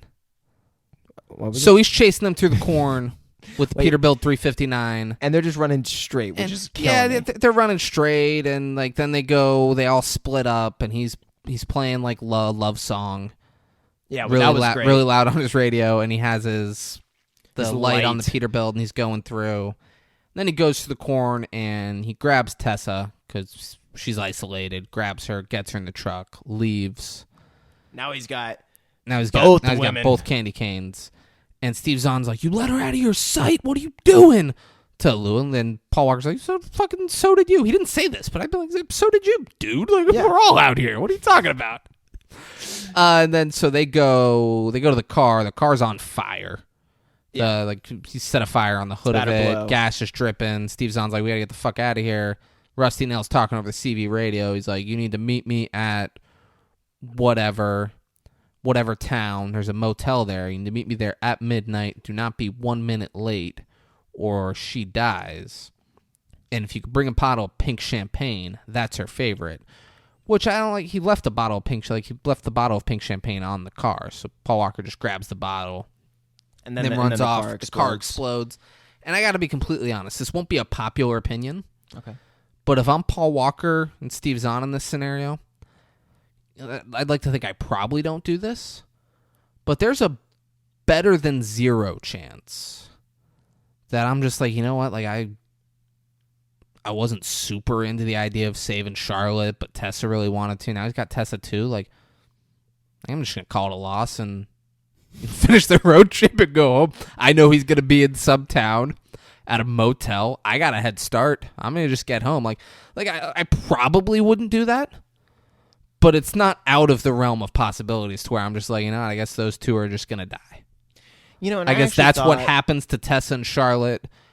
I got my brother back. Yeah. How cool is that? I haven't seen him in 5 years. We're going home. Life, sometimes plays out weird, you never know. I mean, the Lord gives and the Lord takes away, and you got to trade your brother for Tessa and Charlotte sometimes. Yeah, sometimes. Yeah, so they're now running on the side of the fucking road magically stumbles upon a bar where there's a car that they can fucking find a way to steal. Well, so I don't think it was magic. I'm saying I in think time. someone Magically in time. So, like, I think someone they thought opening a bar would be a very good financial decision, so they opened a bar near the highway, thinking they'd get a lot of traffic stopping in, grabbing a drink, grabbing a bite to eat. I don't think it was magic. I think, like, it got built and someone had, like, a solid business plan. They're like, I think we can turn a profit at this location. I'm talking about the timing of it. He's saying you got to be there by this time, and they just, magically, time-wise, stumble upon this bar while running down the middle of the highway and fucking, where are we now? Colorado still? I don't even know. No, You know, they're not in Colorado. They're not in Wyoming. they're in the I don't know where bumfuck they are. nowhere. That's mean. Don't say stuff like that. Wherever the state is bumfuck nowhere. Long fucking roads. They somehow run miles, stumble upon these cars to where they now are, trying to hijack one of the cars, and this guy comes out from the bar and So they're not hijacking. There's no one in the truck. yeah, It's not like they're trying to hotwire it. Hotwire. It was open and they just got into it. And Steve Zahn knows how to hotwire a car. So. Yeah. Steve has got all the traits, So this guy comes out the bar, and what was his name? Like in the credits, it was Hotwire Consultant. Hotwire consultant. Yeah. So he comes out and he's like, "You guys need some help?" And he's just like super persistent on like, "No, you gotta wiggle the key." Yeah, he doesn't know they're hotwiring it. No, yeah, he doesn't know they're hotwiring. He's telling him, but Paul Walker does a great plug here. Oh yeah. He says, he's having a hard time starting his Ford, and he wonders why I drive a Chevy. And the guy's like, know what you mean. Yeah, and the guy's like, you got to jiggle the key. You got to go. Jiggle. You got to turn it all the way off, and now turn it on. And Steve Zahn gets it started, and the guy's like, there we go. Yeah. So now they're on the road, and they pull up to whatever fucking town Rusty Nail told them to go to. And he never specified what the motel was. He just said there's a motel there. And, like, they're getting off the exit, and there's 20 motels. Yeah, there's just motels a bunch. Yeah. And he said it was room 17. He said the specific room number. So now they're just going, and they're banging on room 17s of And then right before this, motels. they show Ted Levine. Well, they don't really show him. They just kind of like show him. So slightly. Ted Levine does not. Yeah, He does not physically play Rusty Nail. Yeah, you're right. Yep. Yeah, it's some other some fucking huge dude. Yeah, that looks like what you imagine Rusty Nail would look like. but it's not. It's not Rusty Nail though. But they show him he's like strapping her to a chair. Yeah, she's like he's tying her down to a chair, and he's setting up a shotgun that's pointing directly at her face that is connected to the front door, basically saying like, someone opens the door, she's gonna get her head blown off. Yeah. Which, could you imagine? Oh, dude. Opening the door to a motel, like trying to save someone, and as you open it, you just see your fucking face. Well, you're gonna get shot fucked off. up too, because that's all. I think it was all in line towards the front door as well. So like, if you come in through the door, you're gonna probably get maybe hit. It's not gonna shoot him. It's pointing. It's pointing from the door to her. No. It's in the drawer, pointing towards her, and I think she's like in line with the door. I'm not sure. She's off. She's off. It's pointing right at her fucking face, and it's gonna blow her face off of her head. Yeah.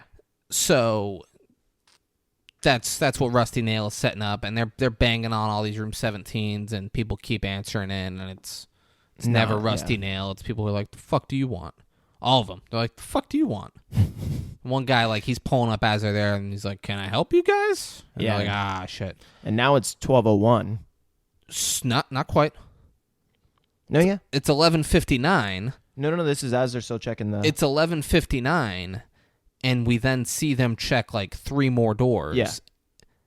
And then it's 12:01. So they've Yeah. gone to 3 different locations in the span of 2 minutes. I don't believe that. I don't think that's possible. I don't like it. Yep. So now it's 12:01, and are they at the motel they want to be at now? Yep. They just pulled in now to the last one. So they're there, and they're banging on it, and then they slowly open the door to room 17, and it's empty. Yeah. There's no one in there. And they're like, oh, what's going on? But then the phone rings. And Paul Walker answers it, and it's Rusty Nail. Mm-hmm. And he's like, how's it feel to to not get what you want in room 17. Yeah. Like, To show up to room 17. and it's not what you thought you were gonna see. She's like, I thought I was gonna see Candy Cane, but then I ripped that guy's fucking jaw off. Do you know how crazy that is? I ripped a jaw off a guy's face today. He doesn't say those parts, but now it's starting to clip back and forth of the girl, and she's finding like a bobby pin or something to start. yeah, she's trying to untie her, like get herself out of there. So the suspense is growing. Yeah, and Rusty Nail says, you know what I like to do?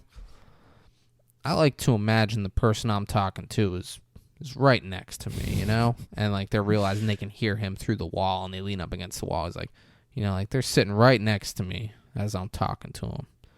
You ever do that? You ever do that, Lewis? And then Steve Zahn's like, keep him on the phone. I'm gonna find a way in there. So he runs around, and he gets to the back of the motel, and it's a fucking nightmare back there. Yeah. It's a motel. It's like an the operating motel never cleaned and up. It's just trashed back there. It looks like a junkyard and like this little back alley behind the motel. Literal. Which is like, who the fuck's working there that's letting that happen? Yeah. And he's running through, and he gets to where room 17 is, and he stands on a thing to prop up and look through the window, and it makes a noise, and then you hear Rusty Nail stop talking, and then he pops up and smashes through the window and grabs Steve Zahn. He has him like a chokehold, and he's covering his mouth. And Paul Walker runs over to room 17, or room 18 that they're in, and opens the door, like starts turning the knob, but like turns it as if, so like all of this banging and shit's going on, you know Tessa's over there, you know your brother's getting fucked up by Rusty Nail. You burst into that hotel room. Yeah. And he turns it as though like it's late at night, he's trying to like sneak in and be really quiet, and he's turning it just obnoxiously slow. And then Steve Zahn like gets himself free, and he starts screaming, don't open the door, don't open the door, don't open the door. And then he lets go, doesn't open the door. Then Steve Zahn looks at his leg, and when he fell back through the window, he's got a fucking pipe through his thigh. He's got a pipe through his thigh, and like he starts pulling it out, and Rusty Nail comes up and just steps on his leg and just pushes it deeper in the pipe. And I was like, oh, that would fucking suck. This dude's a fucking asshole. So Paul Walker he runs around to the back. Which, good form. Good form. He's got great form when he's he's running for him? Yeah, he's running for him. Oh, yeah. Fucking, dude, chin to hip, Yeah. just getting the knees up. If I had to guess, it looked like a 4.6 and a 40. It's solid. Those are solid numbers. Solid. Yeah, very solid. But, so he's going around the back, and Braden started saying something at this point that, like, I'm like, you know what? It would have been way better had this happened. Braden just kept saying, jaw's going to be ripped off. He's yeah. Braden's like, he better not have a fucking jaw when Paul Walker gets there. And he had a jaw and just had the pipe in his leg and Rusty Nail. He was hanging him on like it's a wood fence. And he's like hanging him by his shirt.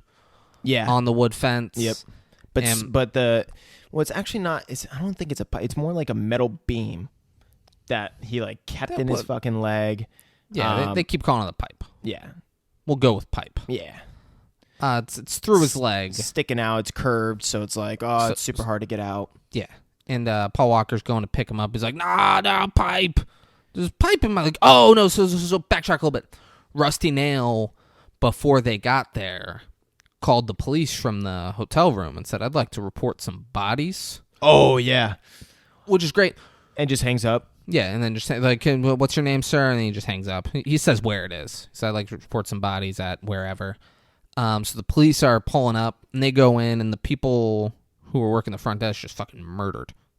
I think there's two people. They never even showed that. Murdered them. They just showed he killed those people. So he's killed a few people, but like insists on fucking with Paul Walker and Steve Zahn. He has no qualms with killing people. I would have thought like an hour and a half ago, Paul Walker and Steve Zahn would just be dead. Right? Yeah. Like, hey, meet me at this truck stop. Oh, you're fucking dead now. And the main people that this is all about are not going to be dead compared to like random side all these people. casualties. Well, yet. Not dead yet. No, yeah, but yeah, 100%. So the cops are like busting down doors. They're checking every room. They're clearing them. And Paul Walker's trying to get Steve off Zahn the fence. and Steve Zahn hears the cops, and he's like, oh, you can't let them go open the door. Go get Tessa. Rusty Nail's driving away in his and he's Peterbilt 359. Yeah. And so he runs in to go get Tessa. The cops are opening the door, and again, they busted open every door, but this one they open really slow as though they're trying to sneak in. And Paul Walker is able to get Tessa down. No. But this is the part, though, where he has to choose almost between getting his brother and getting, like, isn't that part of the suspense that's built up? Yeah, but also his brother said, go get her. Go get her. Yeah. His brother told him to. Yeah. So you don't say, nope. No, but fuck her. I'm just getting you. So he goes and he gets Tessa down just in time, and the shotgun goes off, and the cops are like, what the fuck's going on in here? And they're pointing guns at him. They're like, let's see your hands.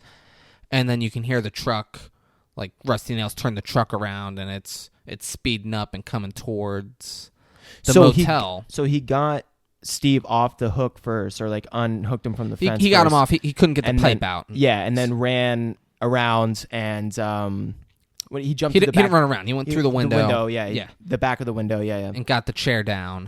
Last second. They and then shoot. The cops push in and he's got his hands up. And like, let's see your hands. And like he hears the thing, and he's like, "Don't shoot! Don't shoot! My brother's back there. My brother's back there. Don't shoot! Don't shoot!" And then he just runs out, and they don't shoot. They're cool. There's no goddamn way that they would allow that. There's a girl tied to a chair. A shotgun. Yeah. There's two people dead. A girl tied to a chair. A shotgun just went off in the room, and he's saying, "Don't shoot! Don't shoot! My brother's back there." And they just let him run back there. Yeah, ridiculous. Yeah. And then they fall back there, and like they're pointing the gun at Paul Walker and Steve Zahn now. And then the brothers are like... Rusty, then they look, they notice the thing, and they're like, shoot the truck, shoot the truck. And now the truck's coming straight at them, full fucking speed. And they just start fucking unloading on the truck. Boom, boom, boom. Truck comes. Paul Walker gets the pipe out of Steve Zahn's leg and moves him just in time. Truck crashes through the motel room. That's some Fast and Furious shit right there. That's some Fast 9 shit. Yeah. Crashes through the motel. Everyone gets out. They're fine. They open up the truck. Braden has something he's going to want to say about this part, but let's just get through it all before we do that. Mm-hmm. Crashes through, and then they open the truck, and there's a fucking dead Rusty Nail, just dead, driving it. Go away from. Oh, then you hear Charlotte's crying. Charlotte's in the truck. She's fine, but she's tied up and crying. And then it kind of fades away, and it shows them. Everyone's getting looked at by paramedics. Tessa's like, Charlotte, I'm sorry. I don't know what the fuck this was all about. They're I don't know what happened. in the ambulance now, right? Yeah, they're in the ambulance, and a cop comes over, and he's like, yeah, the driver's dead. And they're like, hey, did you ever find out who he is? And they go, yeah, he's. They say his name. They say he's a driver for some ice truck company. And they go, huh? And then Paul Walker and Steve Zahn look at each other, and they go, ice truck. And then on the which I don't know if ambulances have ever had CV radios, but the ambulance had a CV radio, and you hear breaker 19, breaker 19. Can I get a breaker check? It's gonna be. How's that storm looking? People don't like the rain, but the rain's a good thing. Keeps people inside, washes everything clean. And they like look at each other like, oh fuck, and then roll credits. Yeah. You know, cool, but like, you know, it's just easy. And that's the way I look at that part. It's just easily written. You know what I'm saying? Because there's a couple things that make you like. Which part? What do you mean?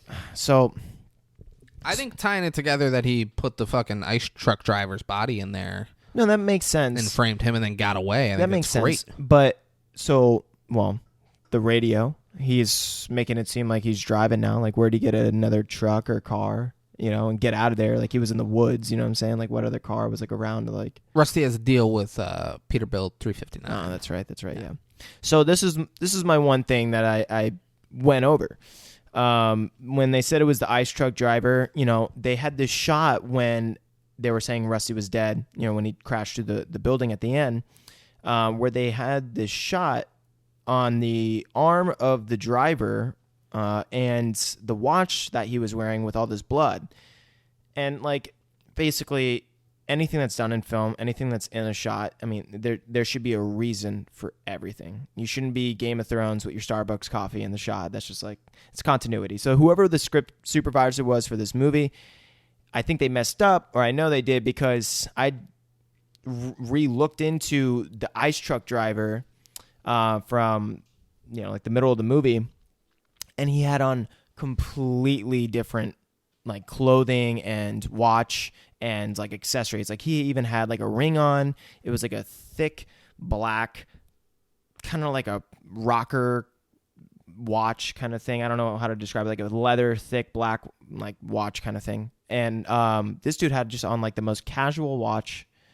So it just seemed like some type of continuity error where it's like it wasn't the same dude or the actor or same watch or anything, but they're saying it's the ice truck driver and making it seem like it's that same character. Maybe Rusty, he liked the watch that the guy had on.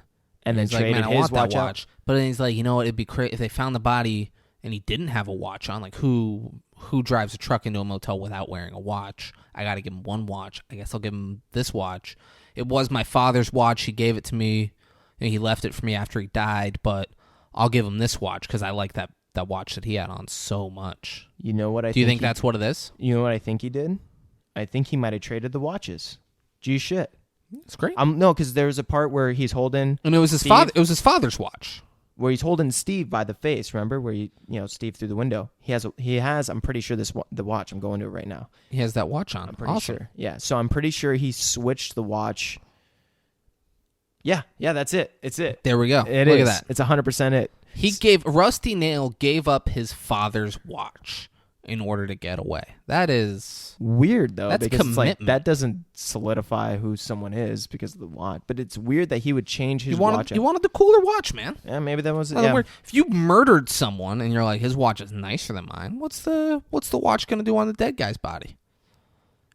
Nothing. right. Give yourself the cooler watch. Yeah. No, you're right. You're right. Rusty Nail. Smart guy. Yes, that's Joyride. Rusty it's Ted Levine's. This was his Deer Hunter. This was his